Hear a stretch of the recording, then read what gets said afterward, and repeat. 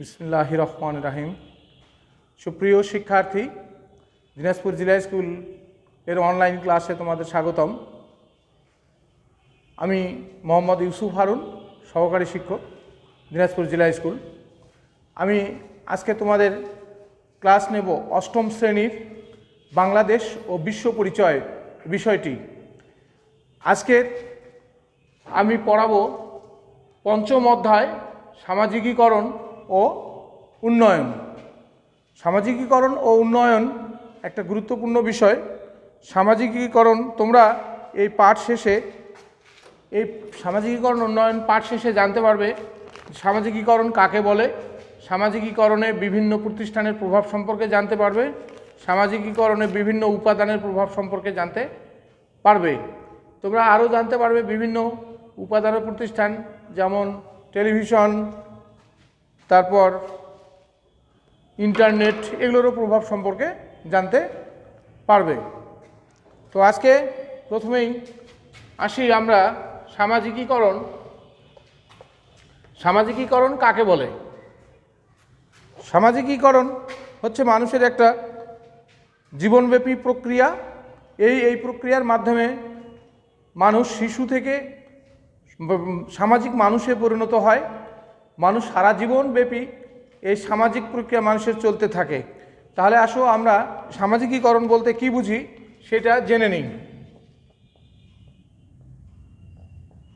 সামাজিকীকরণ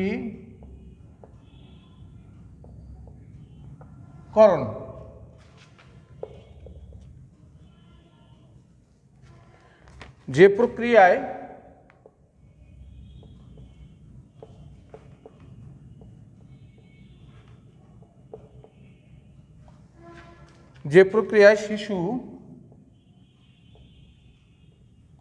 শিশু ক্রমশ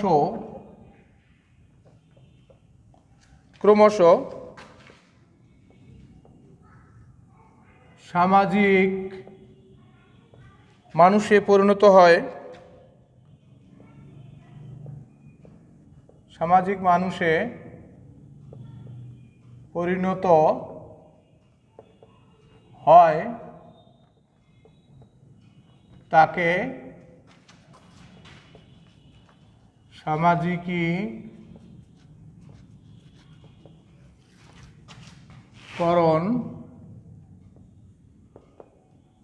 বলে। তাহলে তোমরা বুঝতে পারতেছো সামাজিকীকরণ কাকে বলে। দেখো, যে প্রক্রিয়ায় শিশু ক্রমশ সামাজিক মানুষে পরিণত হয় তাকে সামাজিকীকরণ বলে। তো এই সামাজিকীকরণ শুধু যে শিশুরা সামাজিক মানুষে পরিণত হয় তা নয়। এই সামাজিকীকরণ প্রথমেই বলেছি যে জীবনব্যাপী একটি প্রক্রিয়া। মানুষের জন্ম থেকে মৃত্যু পর্যন্ত এই প্রক্রিয়া চলতে থাকে। জন্ম থেকে মৃত্যু পর্যন্ত এই প্রক্রিয়া চলতে থাকে। এই প্রক্রিয়ার মাধ্যমে ব্যক্তি সমাজ জীবনের কাঙ্ক্ষিত আচরণ উপযোগী হয়ে ওঠে। অর্থাৎ ব্যক্তি কি করে সমাজে আচার আচরণ করবে, কিভাবে নিজেকে সমাজবদ্ধ মানুষ হিসেবে বাস করবে, এ সমস্ত আচরণ মানুষ সামাজিকীকরণ প্রক্রিয়ার মাধ্যমে শিখে থাকে। তাহলে সামাজিকীকরণ কি বা কাকে বলে সেটা তোমরা জানতে পারলে।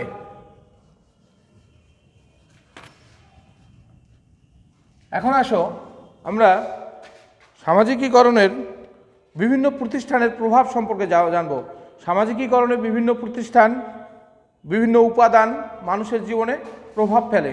তো সামাজিকীকরণ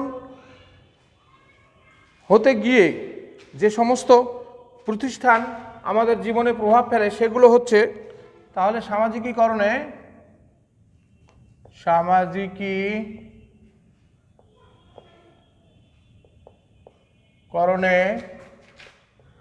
বিভিন্ন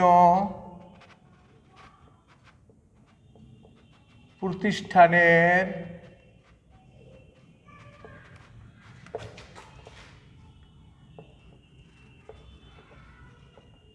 প্রভাব। সামাজিকীকরণে বিভিন্ন প্রতিষ্ঠানের প্রভাব। তাহলে সামাজিকীকরণে যেসব প্রতিষ্ঠান ভূমিকা রাখে সেগুলোর মধ্যে কয়েকটি হলো সামাজিকীকরণে যেসব বিভিন্ন প্রতিষ্ঠানের প্রভাব, তার মধ্যে যে সমস্ত প্রতিষ্ঠান বেশি ভূমিকা রাখে সেগুলো হলো, প্রথমে আসবে পরিবার।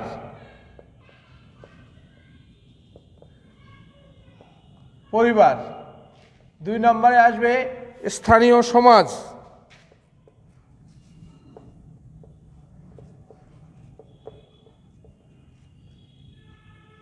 স্থানীয় সমাজ। 3 নম্বর হবে স্থানীয় সমাজের উপাদান।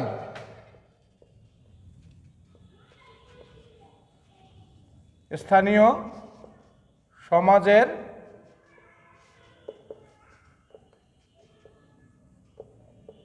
উপাদান। 4 নম্বরে হচ্ছে সমবয়সী সঙ্গী। সমবয়সী সঙ্গী। 5 নম্বরে হচ্ছে শিক্ষা প্রতিষ্ঠান। শিক্ষা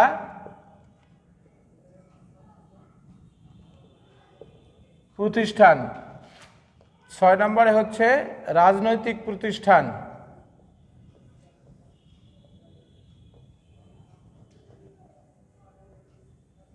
রাজনৈতিক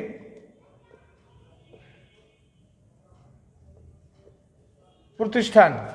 দেখো, সামাজিকীকরণে যে বিভিন্ন প্রতিষ্ঠান আমাদের জীবনে প্রভাব ফেলে সেগুলো হচ্ছে পরিবার, স্থানীয় সমাজ, স্থানীয় সমাজের উপাদান, সমবয়সী সঙ্গী, শিক্ষা প্রতিষ্ঠান, রাজনৈতিক প্রতিষ্ঠান। এই প্রতিষ্ঠানগুলো আমাদের সামাজিকীকরণে বিশেষ ভূমিকা পালন করে।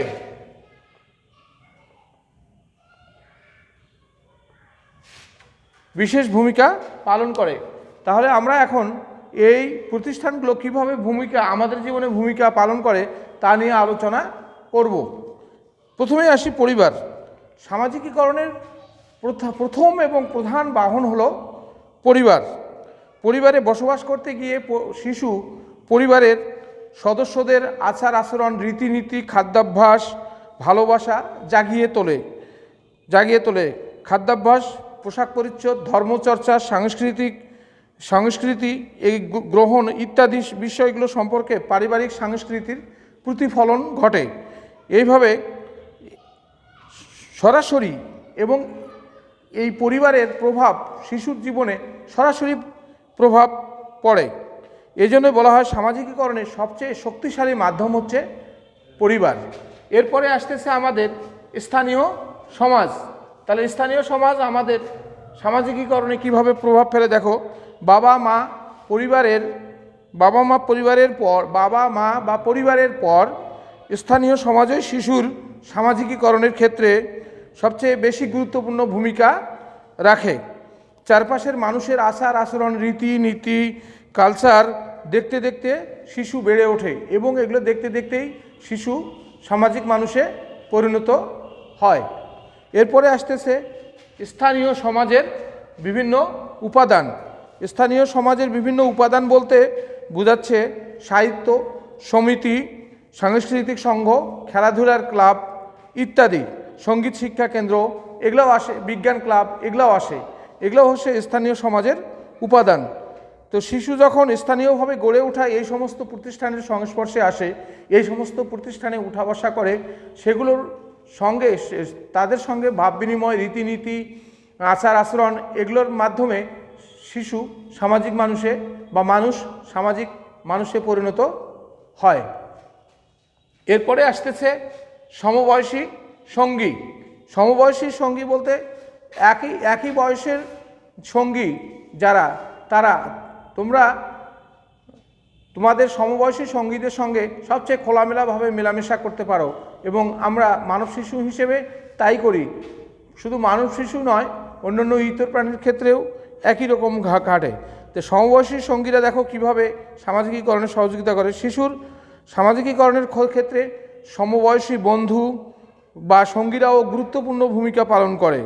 সমবয়সীদের সঙ্গে খেলাধুলার আকর্ষণ থাকে অপ্রতিরোধ্য। এভাবে খেলার সাথীরা একে অপরের কাছ থেকে ভাব বিনিময়ের মাধ্যমে, খেলাধুলার মাধ্যমে, আচার আচরণের মাধ্যমে অনেক কিছু শেখে। এই বিভিন্নভাবে শিক্ষার মাধ্যমে তারা সামাজিক মানুষে পরিণত হতে শেখে। এভাবে সমবয়সী সঙ্গী শিশুর সামাজিকীকরণে সহযোগিতা করে থাকে। এরপরে আসতেছে শিক্ষা প্রতিষ্ঠান। শিক্ষা প্রতিষ্ঠান কীভাবে সামাজিকীকরণে সহযোগিতা করে? শিক্ষা প্রতিষ্ঠানে আমরা বিভিন্ন এলাকা থেকে বিভিন্ন শিশু পড়তে আসি। এই বিভিন্ন শিশু বিভিন্ন জায়গা থেকে পড়তে আসার ফলে পরস্পরের সাথে কি মিলিত হওয়ার সুযোগ হয়, পরস্পরের সাথে ভাব বিনিময়ের সুযোগ হয়, পরস্পরের সাথে রীতিনীতির বিনিময়ের সুযোগ হয়। এইভাবেই শিশু সামাজিক মানুষে পরিণত হয়। তাহলে শিক্ষা প্রতিষ্ঠান, এই জন্য বলা যায় যে পরিবারের পরে শিক্ষা প্রতিষ্ঠান বিশেষ ভূমিকা পালন করে থাকে শিশুর সামাজিকীকরণে। এরপরে আসো শিক্ষা প্রতিষ্ঠানের পর আসতেছে রাজনৈতিক প্রতিষ্ঠান। রাজনীতি কি তোমরা তো সেটা জানো, রাস্তাঘাটে মিছিল, মিটিং, সভা সমাবেশ, এগুলো থেকে বিভিন্ন রাজনৈতিক দলের নাম বা কর্মকাণ্ড বা তাদের মিছিল মিটিং বা তাদের লক্ষ্য, এগুলো তোমরা জেনে থাকো। তাহলে রাজনৈতিক প্রতিষ্ঠান কীভাবে সামাজিকীকরণে ভূমিকা রাখে? রাজনৈতিক দল নেতৃত্ব এবং আন্দোলন সংগ্রাম ও ব্যক্তির, রাজনৈতিক দলের নেতৃত্ব দেয়, তারপরে আন্দোলন সংগ্রাম করে, এগুলোর মাধ্যমেও শিশুর সামাজিকীকরণ ঘটে থাকে। মানুষকে সচেতন ও সংগঠিত করার ক্ষেত্রে এই রাজনৈতিক প্রতিষ্ঠানগুলো ভূমিকা রাখে। তাহলে আমরা সামাজিকীকরণের ক্ষেত্রে এগুলো হচ্ছে অন্যতম প্রতিষ্ঠান। এরপরেও এর বাইরেও আরও অনেক প্রতিষ্ঠান থাকতে পারে, তবে তোমাদের অষ্টম শ্রেণীতে এগুলোই যথেষ্ট। এরপরে আসো সামাজিকীকরণে বিভিন্ন প্রতিষ্ঠানের প্রভাব সম্পর্কে পড়লে। এবার আমরা পড়ব সামাজিকীকরণে বিভিন্ন উপাদানের প্রভাব। সামাজিকীকরণে বিভিন্ন উপাদানের প্রভাব। সামাজিকীকরণের বিভিন্ন উপাদানগুলোর মধ্যে আছে বিভিন্ন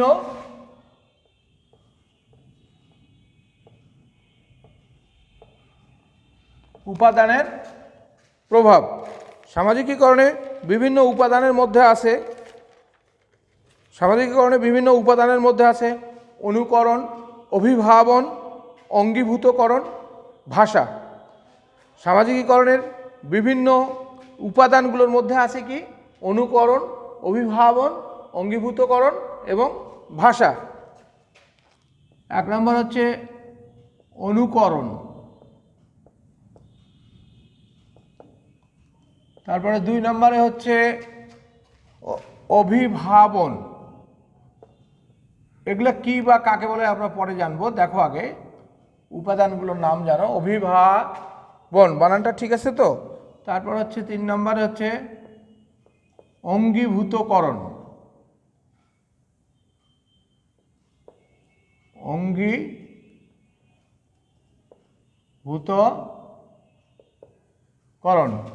4 নম্বরে হচ্ছে ভাষা। আমরা মোটামুটি এই উপাদানগুলোকে সামাজিকীকরণের উপাদান হিসেবে নিতে পারি। এছাড়াও আরও অনেক উপাদান থাকতে পারে, তো মোটামুটি এই উপাদানগুলো সম্পর্কে জানব। প্রথমে আসতেছে অনুকরণ। অনুকরণ কি? অনুকরণ হচ্ছে যখন একজন অপরজনের কাজ, আচার আচরণ হুবহু নকল করে, তখন তাকে অনুকরণ বলে। প্রথমে আসতেছে অনুকরণ, যখন একজন অপরজনের সঙ্গে মিশে তার আচার আচরণ, কাজ এগুলো হুবহু নকল করে, তখন তাকে অনুকরণ বলে। অনুকরণের মাধ্যমেও শিশুর সামাজিকীকরণ ঘটে। কীভাবে দেখো, শিশুরা সবসময়ই বড়দের অনুকরণ করে। তারপরে কি করে? অনুকরণের মাধ্যমে বড়দের ভাষা, উচ্চারণ, বাচনভঙ্গি ইত্যাদি আয়ত্ত করে। এগুলো কিন্তু অজান্তেই করে থাকে, এগুলো কিন্তু কাউকে শিখে দিতে হয় না। ওই অনুকরণ করার কথা কাউকে শিখে দিতে হয় না। শিশু বড়দের দেখে নিজে নিজে তার উচ্চারণ, তার বাচনভঙ্গি, তার মনে করো ভাষা, এগুলো অনুকরণ করে থাকে। এভাবে শিশুর সামাজিকীকরণ হয়ে থাকে। তারপরে আসো অভিভাবন। অভিভাবন কি? অভিভাবন এক ধরনের যোগাযোগ মাধ্যম বা প্রক্রিয়া। এরপরে আসতেছে অভিভাবন। অভিভাবন হচ্ছে এক ধরনের যোগাযোগ মাধ্যম বা প্রক্রিয়া। এই প্রক্রিয়ার মাধ্যমে প্রস্তাব বা তথ্যাদি অপরের কাছে পৌঁছে দেওয়া হয়।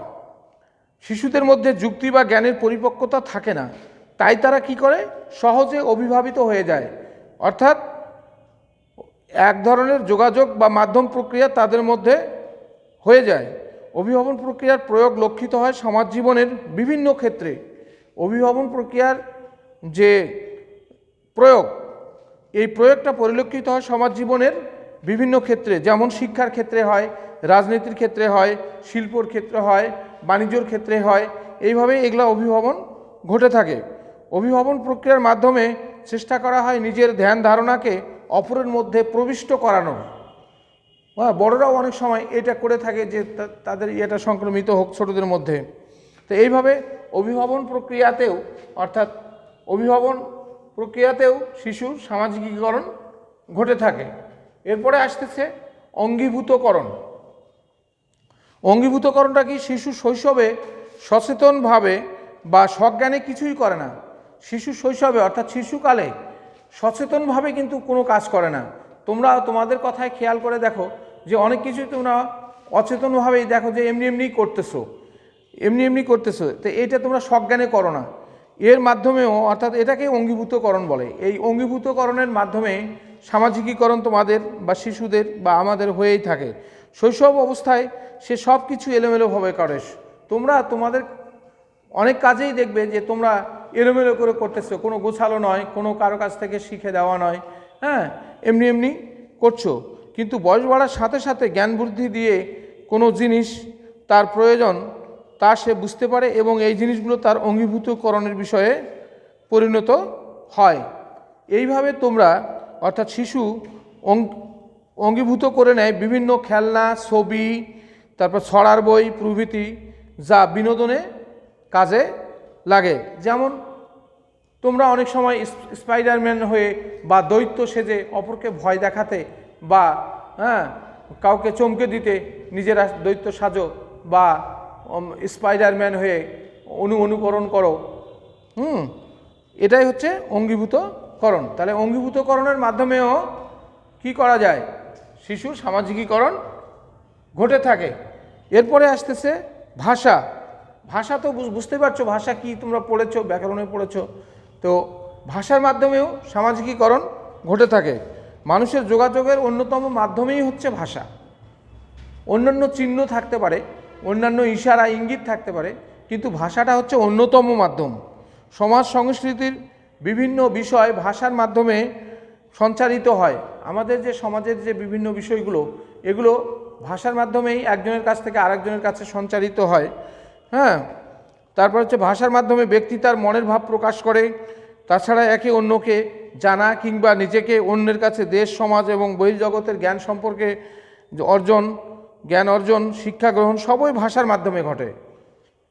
তাহলে এইভাবে আমাদের সামাজিকীকরণের বিভিন্ন উপাদান, যেমন অনুকরণ, অভিভাবন, অঙ্গীভূতকরণ, ভাষা, এগুলো আমাদের সামাজিকীকরণে সহায়তা করে থাকে।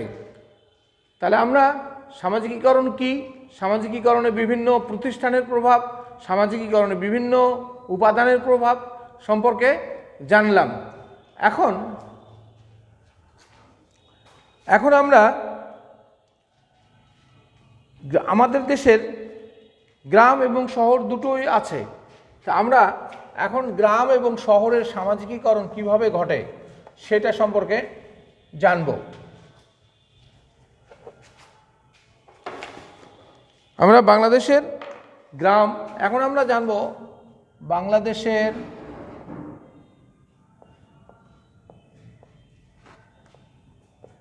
বাংলাদেশের গ্রাম এবং শহরের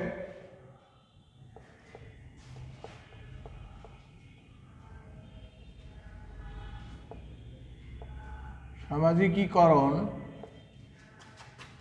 প্রক্রিয়া।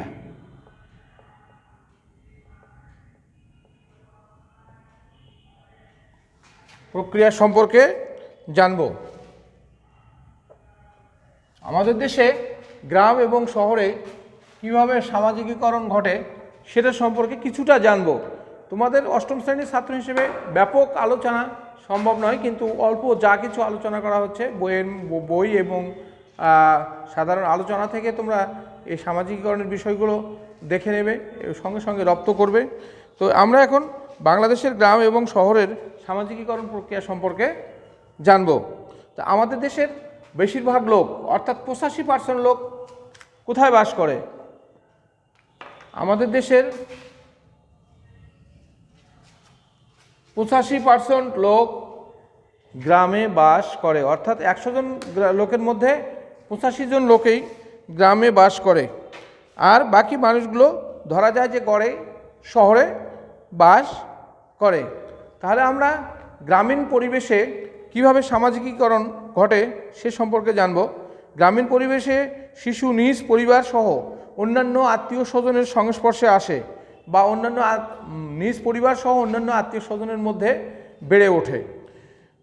এতে পরিবারের সদস্যদের আচার আচরণের সাথে শিশুর অর্থাৎ তোমাদের আচরণের পারস্পরিক ক্রিয়া প্রতিক্রিয়া ঘটে। এর মাধ্যমে তোমরা অর্থাৎ শিশুরা সহযোগিতা, সহিষ্ণুতা, সহমর্মিতা, শ্রদ্ধাবোধ এই গুণাবলীগুলো অর্জন করতে শেখো এবং এই গুণাবলীগুলো সামাজিকীকরণের ঘটায়। গ্রামের মানুষের সামাজিকীকরণ প্রক্রিয়ায় সবচেয়ে বেশি প্রভাব বিস্তার করে সামাজিক ও ধর্মীয় প্রতিষ্ঠান। সামাজিক প্রতিষ্ঠানের মধ্যে কি আছে? যেমন বিদ্যালয়। ধর্মীয় প্রতিষ্ঠানের মধ্যে আছে যেমন মসজিদ, মক্তব। এই ধরনের প্রতিষ্ঠানগুলো সামাজিকীকরণে বেশি প্রভাব ফেলে। তোমাদের যা শেখায়, অর্থাৎ শিশুদের যা শেখায়, যা করতে বলে, শিশুরা সাধারণত তাই মেনে চলে। এই জন্য গ্রামে সামাজিকীকরণ প্রক্রিয়ায় এই প্রতিষ্ঠানগুলো অর্থাৎ পরিবার, পাড়া প্রতিবেশী, জাতিগোষ্ঠী, সমবয়সী দল, খেলার সাথী, কর্মক্ষেত্রে স্ব ধর্মীয় প্রতিষ্ঠান, এগুলো সামাজিকীকরণে বেশি ভূমিকা রাখে। এরপরে আসি আমরা শহরের সামাজিকীকরণ প্রক্রিয়া সম্পর্কে। শহরের সামাজিকীকরণ প্রক্রিয়া, এটা শহর হয়ে গেছে, শহরের হবে। আচ্ছা, শহরের সামাজিকীকরণ প্রক্রিয়া কীভাবে ঘটে? আমাদের দেশে আমরা তো শহরে বাস করি নাকি? দিনাজপুর একটা জেলা শহর, এই শহরে আমরা বাস করি। তাহলে শহরে বলো তো তোমরা কাদের সঙ্গে মেলামেশা করার সুযোগ পাও? কিভাবে তোমরা উঠা বসা করো? কাদের সঙ্গে উঠা বসা করো? আত্মীয় স্বজনের সঙ্গে করতে পারো কিনা? খেলার সাথীদের সঙ্গে করতে পারো কিনা? নিজেদের মধ্যে একটু ভেবে দেখবে যে তোমরা কাদের সঙ্গে মেলামেশার মাধ্যমে তোমাদের সামাজিকীকরণ ঘটছে। তো যাই হোক, আমি মনে করি শহরের মানুষের সামাজিকীকরণ প্রক্রিয়ায় পরিবারের সবচেয়ে প্রথম এবং প্রধান ভূমিকা রাখে। পরিবার হচ্ছে শিশুর শিক্ষার প্রথম মাধ্যম।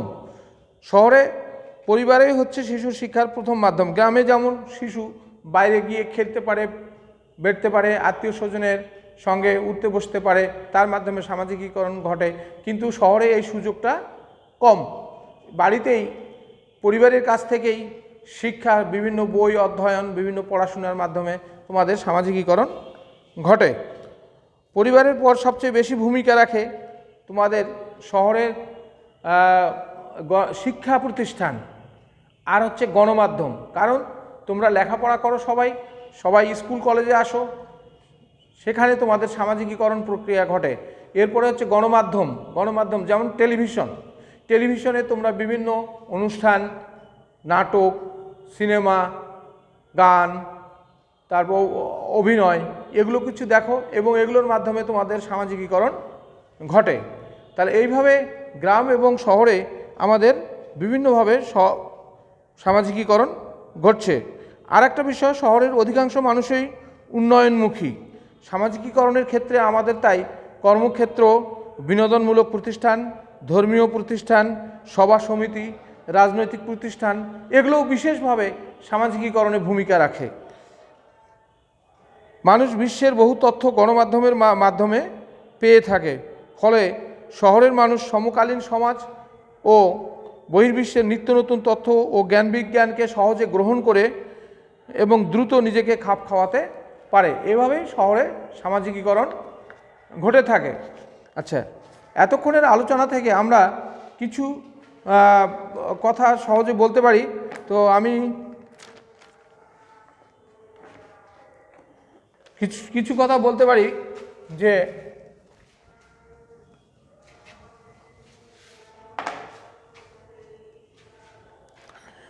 সমাজের নিয়মকানুন আয়ত্ত করাকে সামাজিকীকরণ বলে।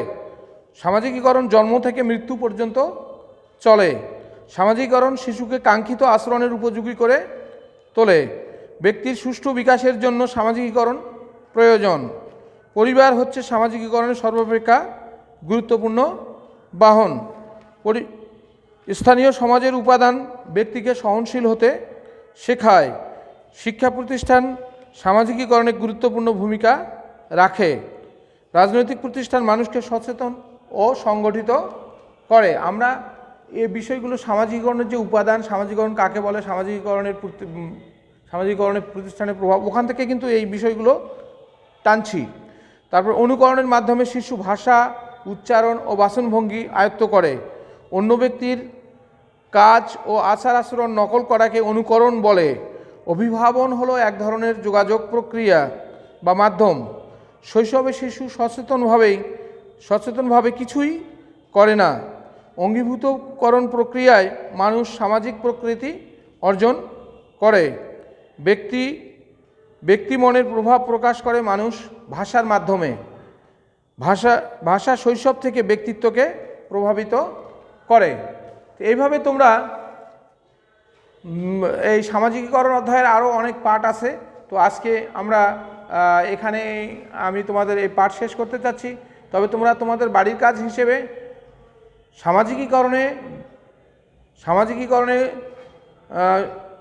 বিভিন্ন ধরনের যে বিনোদন মাধ্যম আছে, এই বিনোদন মাধ্যমগুলো বা গণমাধ্যম কিভাবে সহযোগিতা করে সে সম্পর্কে তোমরা একটা নাতিদীর্ঘ ছোট্ট অন্তত 10টি বাক্য লিখে আনবে।